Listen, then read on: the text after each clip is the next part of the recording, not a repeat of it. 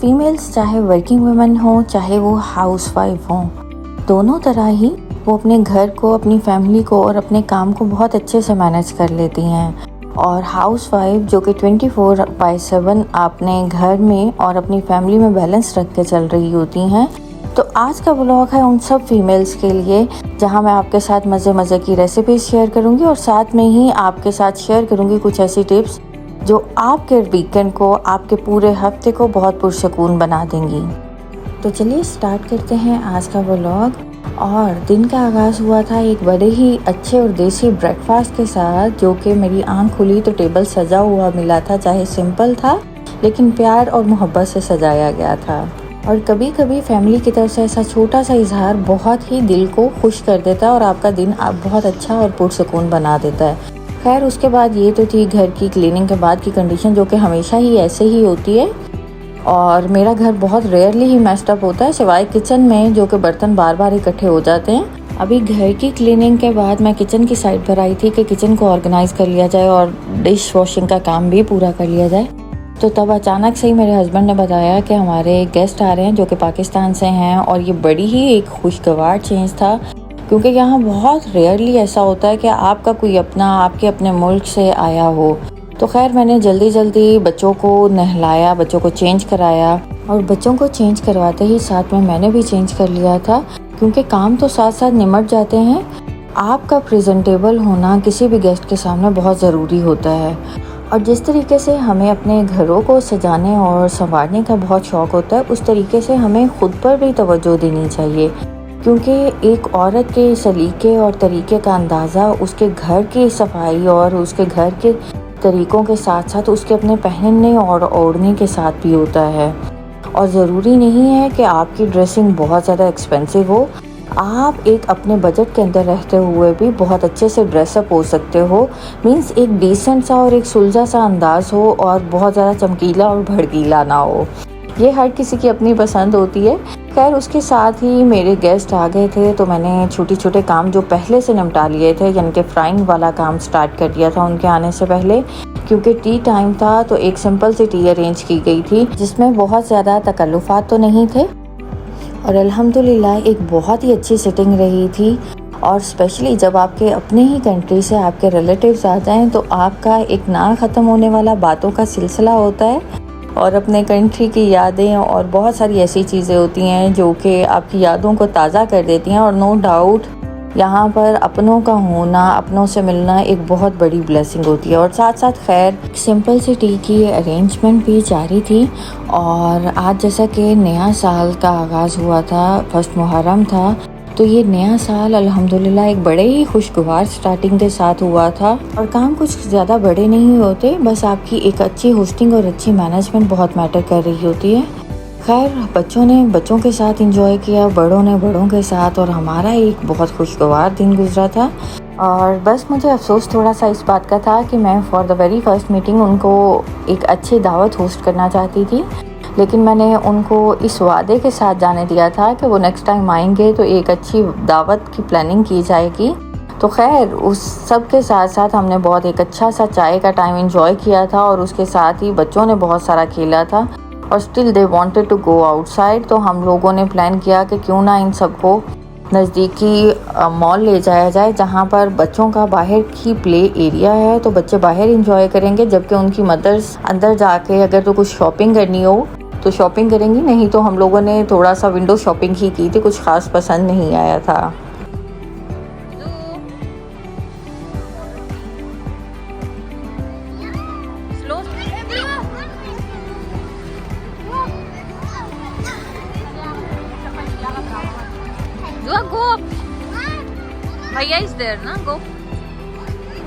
खैर, बच्चों की राइड्स के बाद बच्चे काफ़ी थक चुके थे और भूख भी काफ़ी लग चुकी थी। तो नज़दीकी पाकिस्तानी ही रेस्टोरेंट है, जहाँ का मैंने आपसे पिछले व्लॉग में भी जिक्र किया है कि यहाँ का खाना बहुत ही अच्छा होता है। And specially those people who are living in Sharjah, they must have tried Karachi star.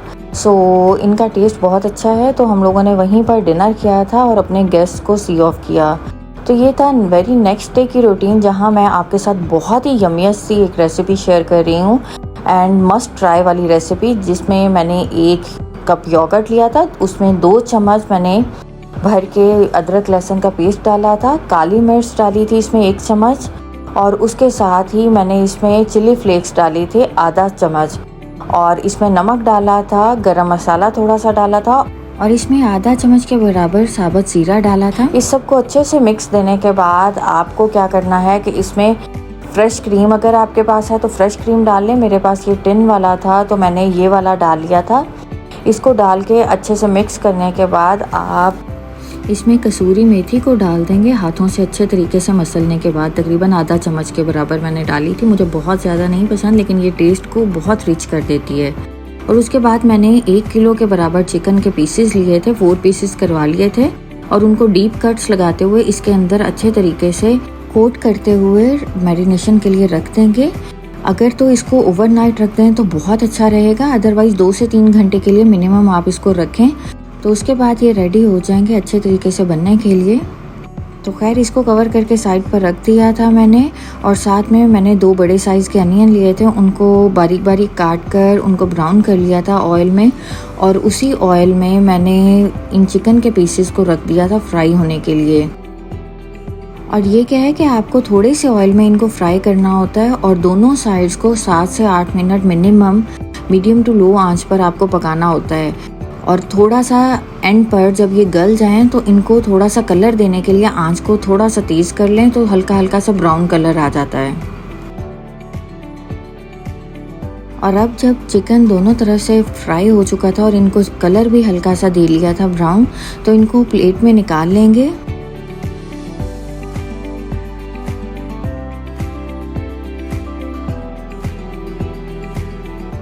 और इसी पैन में मैरिनेशन का जो लेफ़्ट ओवर मटेरियल था उसको डाल देंगे, और साथ में जो हमने ऑलरेडी ब्राउन करके रखे हुए अनियन थे वो डाल देंगे।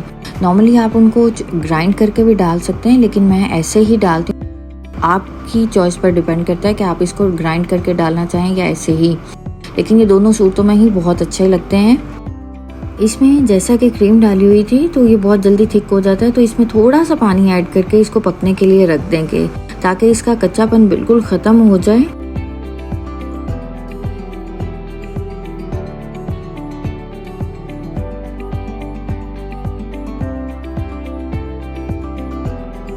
और अब जबकि ये पकना स्टार्ट हो गया था तो इसमें चिकन के जो पीसेस हमने फ्राई करके रखे थे उनको एक एक करके रखते जाएंगे। और बिलीव मी, ये इतनी जल्दी से बन जाता है ये चिकन, और इतना मज़े का बनता है ना कि आपकी फैमिली का मोस्ट फेवरेट हो जाएगा। तो खैर चिकन के पीसेस को रखने के बाद इन पर हरी मिर्चें स्प्रिंकल करेंगे, क्योंकि हरी मिर्चों का टेस्ट हर चीज़ के टेस्ट को बहुत ज़्यादा रिच कर देता है, और पर्सनली मुझे बहुत पसंद है ग्रीन चिली स्प्रिंकल किए हुए। तो खैर इसको 2-3 मिनट के लिए स्टीम पर पकने देंगे, और उसके बाद इसको स्मोक करेंगे, जो कि इस चिकन के टेस्ट को 1000 टाइम्स रिच कर देगा। तो ये तो था बहुत जल्दी से झटपट बन जाने वाला मलाई चिकन, जो कि यकीनन आपको भी बहुत ही पसंद आएगा। और ये एक ऐसी रेसिपी है जो कि मेरी फैमिली की, मेरे बच्चों की बहुत फेवरेट है, and I will surely say that you must try this recipe. और उसके बाद साथ ही मैं बना रही थी ज़र्दा राइस, जो कि मेरे बच्चों के तो बहुत पसंदीदा हैं। तो उसके लिए ये होता है, बेहतरीन टिप ये है कि जब भी आप चावल बॉईल करने रखें तो उसमें 4 से 5 लौंग और 1 दालचीनी का टुकड़ा मस्ट डालें। तो ये आपके चावलों को इतनी अच्छी खुशबू देगा। तो मैंने उसके साथ साथ 1.5 चम्मच ज़र्दा रंग डाला था और चावलों को बॉईल करने के लिए रख दिया था। चावल आपने इतने ही बॉईल करना होते हैं कि उनमें 1-2 कनी रह जाएं, और बहुत ज़्यादा इनको गलाना नहीं होता। और बिलीव करें, आज तक मैंने जितनी दफ़ा भी ज़र्दा बनाए हैं वो कभी भी जुड़े जुड़े से नहीं बने, बल्कि बहुत खिले खिले से बनते हैं। अब जबकि चावल गल चुके थे तो मैंने उसी पैन में थोड़ा सा बटर और थोड़ा सा कुकिंग ऑयल लिया था। उसमें 3 हरी इलायची डाली थी और 1.5 मग के बराबर चीनी डाली थी। चीनी आप अपने टेस्ट के अकॉर्डिंग डाल सकते हैं कि आप मीठा ज़्यादा लेते हैं या कम। इसमें 1/3 कप दूध डाला था, और बिलीव मी, ज़र्दा चावलों में दूध डालकर इस तरीके से बनाएं तो बहुत मज़े के बनते हैं। खैर दूध डाल दिया था, तो उसके बाद मैंने इसमें थोड़ा सा 2 से 3 ड्रॉप वनीला एसेंस डाल दिया था, जो कि इसकी खुशबू को बहुत अच्छा बना देते हैं।